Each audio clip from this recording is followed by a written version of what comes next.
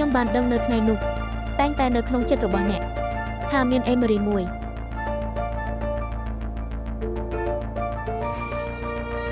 លើផែនដីតើអ្នកនឹងប្រារព្ធពិធីនេះរយៈពេលប៉ុន្មានអ្នកស្នងតំណែងរបស់សង្ហ្គេកមិនមែនប្រសិនបើអ្នកចូលចិត្តលោកអេមេរិកគ្រាន់តែអ្នកគ្រាន់តែអាចសារភាពបានអ្វីឪពុករបស់សង្ហ្គេកគឺហាយរេជាកូនខុសច្បាប់អ្នកបានឆ្លងកាត់ការលំបាកជាច្រើនខ្ញុំមានអារម្មណ៍ថប់បារម្ភខ្ញុំខ្លាចថាអ្នកនឹងភ្ញាក់ផ្អើលដោយគ្មានហេតុផលប៉ុន្តែខ្ញុំជាចៅវាយរបស់ខ្ញុំត្រូវបានមនុស្សអូសទាញទៅមកខ្ញុំមើលមិនឃើញទេអ្នកដឹងទេក៏បាស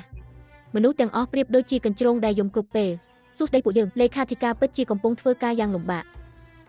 កុំបារម្ភខ្ញុំមិនចាប់អារម្មណ៍នឹងក្មេងស្រីនោះទេហេរីគឺជាស្ត្រីម្នាក់ដែលអាក្រក់ជាងអ្នកអតីតទៅទៀតខ្ញុំមានការហៅទូរស័ព្ទចូលចាំយើងនិយាយគ្នាពេលក្រោយហេមែនហើយហារីមែនហើយមិនអីទេជួបគ្នាពេលក្រោយក្នុងការដេញថ្លៃហេហារីតើអ្នកធ្លាប់និយាយអ្វីមួយដូចនោះនៅពេលណានៅចំពោះមុខខ្ញុំគាត់ធ្វើពុតជាមិនមានអារម្មណ៍អ្វីទាំងអស់